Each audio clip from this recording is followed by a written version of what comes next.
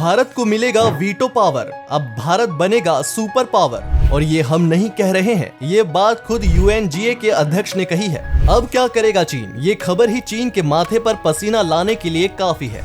इस खबर के बाहर आने के बाद से ही जहां भारत के हौसले बुलंद हो चले हैं, वहीं चीन के हौसले पस्त हो गए हैं, क्योंकि यूनाइटेड नेशन सिक्योरिटी काउंसिल में केवल एक चीन ही है जो कि भारत की स्थायी सदस्यता के खिलाफ है। आखिर ऐसा क्या कह दिया UNGA के अध्यक्ष ने कि पूरी दुनिया में भारत की जयकार होने लगी है? जानने के लिए वीडियो को अंत तक जरूर देखिए।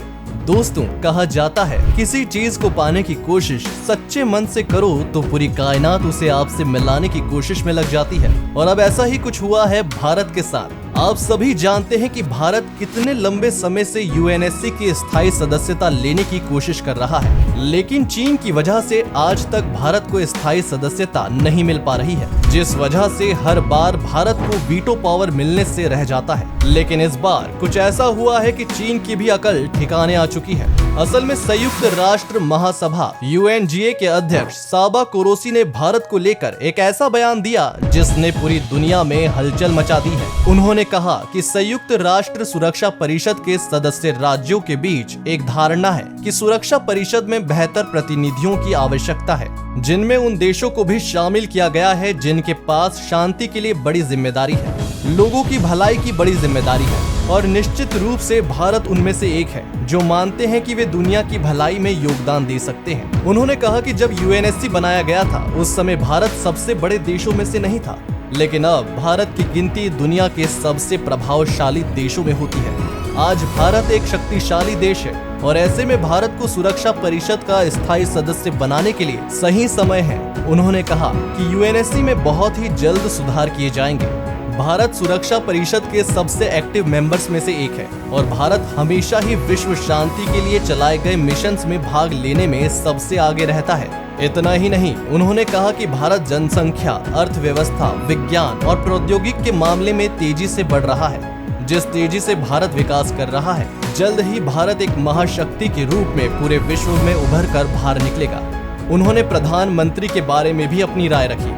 उन्होंने कहा कि प्रधानमंत्री मोदी से मुलाकात कर चुके हैं यूनाइटेड नेशंस के हेड ऑफिस में। योग दिवस के दिन उन्होंने प्रधानमंत्री मोदी से मुलाकात की थी। दूरदृष्टि वाले, रणनीतिक सोच रखने वाले, राष्ट्र की परंपरा को अपने साथ लाने वाले व्यक्ति हैं, ऐसा UNGA के अध्यक्ष ने कहा है। उन्होंने कहा वो ऐसे व्यक्ति हैं जो जानते हैं कि उन्हें भारत को किस दिशा में और किन ऊंचाइयों तक लेकर जाना है।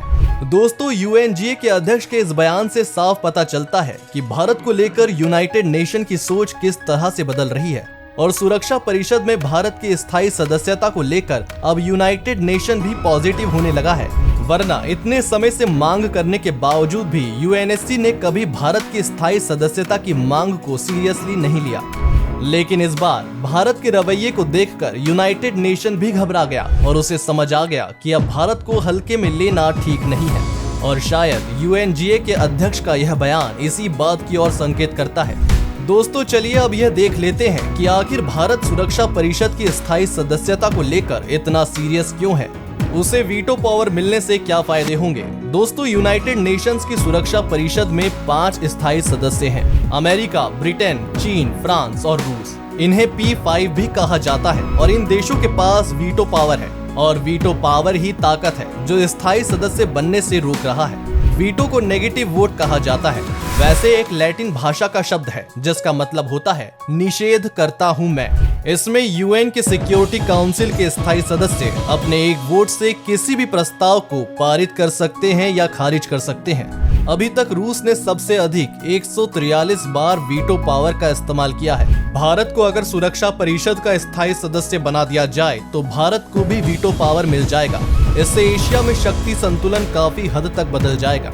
असल में अभी यूनाइटेड नेशंस के स्थायी सदस्यों में पश्चिमी देशों का वर्चस्व है, लेकिन भारत के इसमें आने से एशिया के देशों का प्रतिनिधित्व भी बढ़ जाएगा। इसके अलावा एशिया महाद्वीप में चीन के अलावा एक और राजनीतिक महाशक्ति के रूप में भारत उभर कर सामने आएगा। जब भारत एक स्थायी सदस्य होगा तब अंतर्राष्ट्रीय मंचों पर भारत की बात गंभीरता से सुनी भी जाएगी। जब भारत सुरक्षा परिषद में होगा तो चीन अपनी मनमानी नहीं कर पाएगा, क्योंकि अक्सर चीन अपने लाभ के लिए एशिया के हक में लिए गए फैसलों का भी विरोध करता है और इसका सबसे बड़ा उदाहरण है पाकिस्तान। जी हाँ, पाकिस्तान भले ही सुरक्षा परिषद का सदस्य ना हो, लेकिन जब भी उसके खिलाफ कोई फैसला लेने की बात आती है तो उसका सरपरस्त चीन उसकी तरफ से वोट करता है। इसका सबसे ताजा उदाहरण लश्कर के आतंकवादी साजिद मीर को वैश्विक आतंकी घोषित करने की भारत और अमेरिका के प्रस्ताव में चीन ने एक बार फिर से अड़ंगा लगा दिया। जी हाँ, भारत और अमेरिका दोनों ने प्रस्ताव उठाया था, फिर भी चीन ने अड़ंगा लगा दिया वीटो का इस्तेमाल करके।